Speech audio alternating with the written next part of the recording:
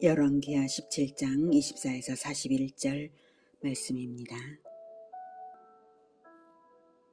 아수르 왕이 바벨론과 구다와 아와와 하맛과 스발와임에서 사람을 옮겨다가 이스라엘 자손을 대신하여 사마리아 여러 성읍에 두매 그들이 사마리아를 차지하고 그 여러 성읍에 거주하니라. 그들이 처음으로 거기 거주할 때에 여호와를 경외하지 아니하므로 여호와께서 사자들을 그들 가운데에 보내심에 몇 사람을 죽인지라. 그러므로 어떤 사람이 아수르 왕에게 말하여 이르되 왕께서 사마리아 여러 성읍에 옮겨 거주하게 하신 민족들이 그 땅 신의 법을 알지 못하므로 그들의 신이 사자들을 그들 가운데에 보내매 그들을 죽였사오니 이는 그들이 그 땅 신의 법을 알지 못함이니이다 하니라. 아수르 왕이 명령하여 이르되 너희는 그곳에서 사로잡아온 제사장 한 사람을 그곳으로 데려가되 그가 그곳에 가서 거주하며 그 땅 신의 법을 무리에게 가르치게 하라. 하니 이에 사마리아에서 사로잡혀간 제사장 중 한 사람이 와서 베델에 살며 백성에게 어떻게 여호와 경외할지를 가르쳤더라. 사랑하는 형제 여러분, 12월 10일 토요일 새벽 묵상에 오신 것을 환영합니다. 23절까지는 아수르 제국 살마네셀과 그의 후계자 사르곤 2세가 북이스라엘 백성들을 자신들의 영토 곳곳에 강제 이주시킨 것을 보았습니다. 그래서 주전 722년에 북이스라엘은 완전히 멸망했습니다. 그들의 뒤를 이은 아수르 왕 에살핫돈은 북이스라엘에 대한 식민 통치를 원활하게 하기 위해 사마리아 지역의 이방 족속들을 강제 이주시키는 정책을 펼쳤습니다. 24절이 그거죠. 아수르 왕이 바벨론과 구다와 아와와 하맛과 스발와임에서 사람을 옮겨다가 이스라엘 자손을 대신하여 사마리아 여러 성읍에 두매 그들이 사마리아를 차지하고 그 여러 성읍에 거주하니라. 이렇게 자국민이나 다른 정복지의 사람들을 새 정복지로 보내서 관리하도록 하는 이민 정책을 시작한 아수르 왕은 디글랏 빌레셀이었는데요. 그 후계자 사르곤과 에살핫돈 때에는 대규모로 시행이 되었습니다. 이것은 강력한 민족성을 가진 백성들을 분산시켜서 힘을 약화시키고 오랫동안 거주해왔던 땅에 대한 애착을 끊어서 애국심을 말살하는 정책입니다. 이 인구 혼납 정책으로 대부분의 북이스라엘 사람들은 약속의 땅에서 추방되었고 그 대신 이방 사람들이 그 땅에 거주하게 되었습니다. 25절 그들이 처음으로 거기 거주할 때에 여호와를 경외하지 아니하므로 여호와께서 사자들을 그들 가운데 보내심에 몇 사람을 죽인지라. 동물 사자들을 말해요. 당시 북이스라엘에 이주해온 이방인들은 자신들이 섬기던 신을 들여와서 섬겼습니다. 그 때문에 하나님께서 맹수인 사자들을 보내어 죽이게 하셨는데요. 사람을 죽이게 하셨는데요. 아직도 그 땅에 남아있는 이스라엘 자손들을 위해서 여호와 신앙의 맥이 끊기지 않게 하시는 것입니다.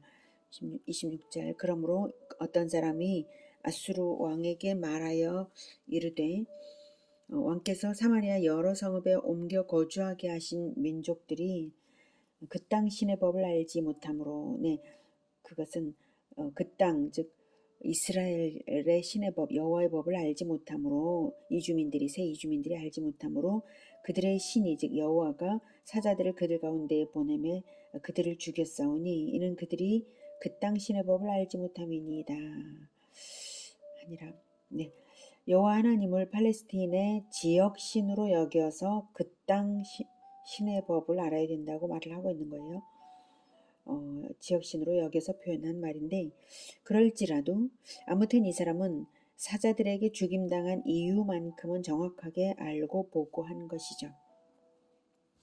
27절 아수르 왕이 명령하여 이르되 너희는 그곳에서 사로잡아 온 제사장 한 사람을 그곳으로 데려가되 그가 그곳에 가서 거주하며 그 땅 신의 법을 무리에게 가르치게 하라 하니 이에 사마리아에서 사로잡혀간 제사장 중 한 사람이 와서 베델에 살며 백성에게 어떻게 여호와 경외할지를 가르쳤더라. 정말 아이러니한 일이죠. 과거 200년 동안 북이스라엘 왕들에 의해 이루어져 본 적 없는 일이 아수르 왕에 의해 명령되고 있는 것입니다. 포로 중에 제사장인 사람을 북이스라엘 땅으로 보내어서 백성에게, 즉 이주민들에게, 이주해온 이방인들에게 율법을 가르치라는 것입니다. 사자들이 나타나 사람을 물어 죽이니까 사자들을 잡으라고 하지 않고 종교적 해법을 찾은 것 자체가 신본주의적인 관점인데다가 더욱이 지난 200년간 가르치지 않던 율법을 가르치게 한 것입니다. 참으로 선민으로 하여금 부끄러워하게 하는 일이 아닐 수가 없습니다. 사마리아에서 잡혀간 제사장이 율법을 얼마나 잘 알고 있었는지는 의문입니다. 애초에 북이스라엘의 제사장들이 남하해서 남유다로 가버렸잖아요. 거의 남아있지를 않았으니까요. 그래서 가르친 정도가 어느 정도였는지는 모르지만 아무튼 성경은 백성에게 어떻게 여호와 경외할지를 가르쳤더라고 인정하고 있습니다. 그럴지라도 사람들은 온전한 방법으로 여호와 경외를 하지 못하고 혼납 종교를 만들어버리고 말았습니다. 29절부터. 그러나 각 민족이 각기 자기의 신상들을 만들어 사마리아 사람이 지은 여러 산당들에 두되 각 민족이 자기들이 거주한 성읍에서 그렇게 하여 바벨론 사람들은 숫꽃 분옷을 만들었고 굿 사람들은 네르가를 만들었고 하마 사람들은 아시마를 만들었고 아와 사람들은 니파스와 다르닥을 만들었고 스벌와임 사람들은 그 자녀를 불살라 그들의 신 아드람 멜렉과 아남 멜렉에게 드렸으며 그들이 또 여호와를 경외하여 자기 중에서 사람을 산당의 제사장으로 택하여 그 산당들에서 자기를 위하여 제사를 드리게 하니라. 이와 같이 그들이 여호와도 경외하고 또한 어디서부터 옮겨왔든지 그 민족의 풍속대로 자기의 신들도 섬겼더라. 네, 각기 자기의 신상들을 만들어 29절에 각기 자기의 신상들을 만들어 사마리아 사람이 지은 여러 산당들에 두었다는 것은 이스라엘 사람들이 떠난 그 자리에 산당들을 발견하고 그곳에 자신들의 신상을 안치한 것이죠. 이처럼 완전히 제거되지 않은 죄악의 흔적은 다시 또 다른 죄악을 초래하는 것임을 보여줍니다. 제사장이 와서 가르쳤음에도 그들은 여호와만 섬긴 것이 아니라 여호와도 섬기는 혼합 종교로 변질되고 말았습니다. 아시다시피 여호와도 섬기는 종교는 엄밀히 여호와 종교가 아닙니다. 여호와 하나님은 단일 성소를 명령하셨듯이 유일하신 하나님이십니다. 다른 그 어떤 신들과 견줄 수도 없고 나란히 놓을 수 없는 분이십니다.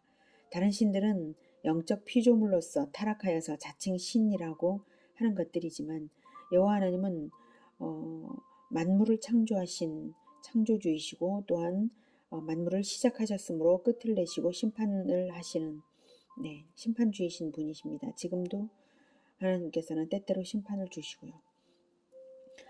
그리고 모든 영적 존재들을 심판하시고 진실되게 믿는 자들만 구원하실 영원하신 구원주이십니다.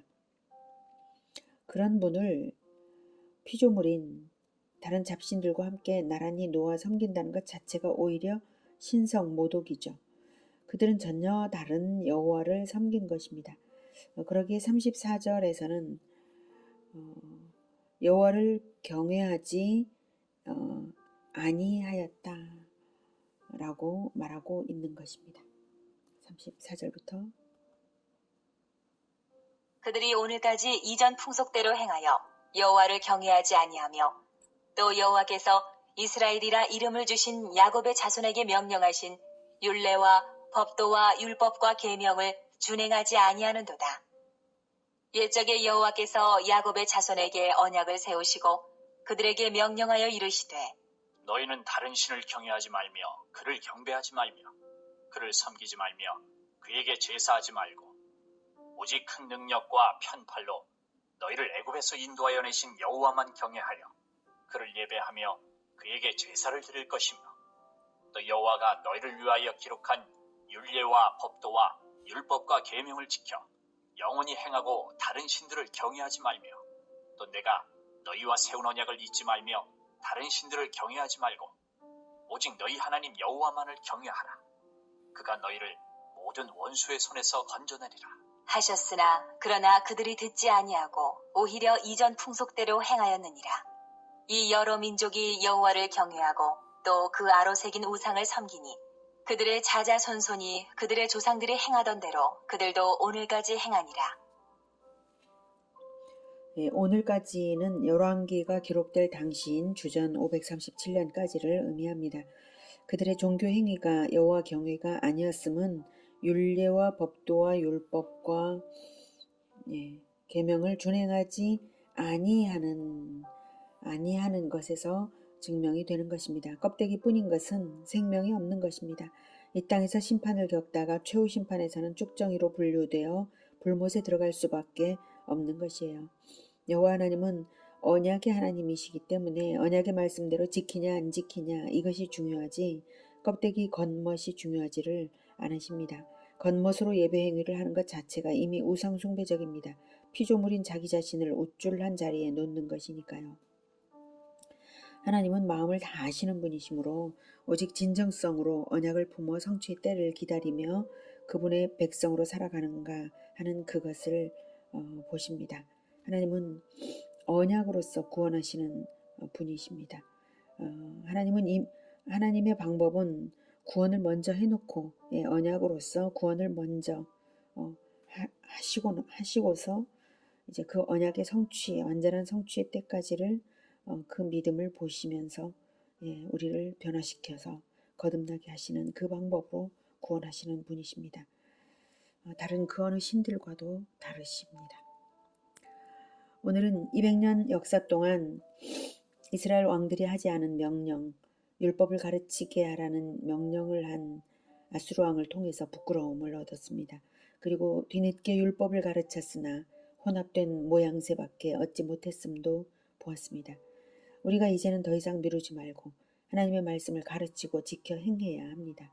너무 늦지 않도록 어린 시절부터 결코 포기하지 말고 끝까지 가르쳐서 성경을 가르치는 실천이 라이프 스타일이 되고 대를 이어 재생산되도록 이제는 실행을 해야만 합니다.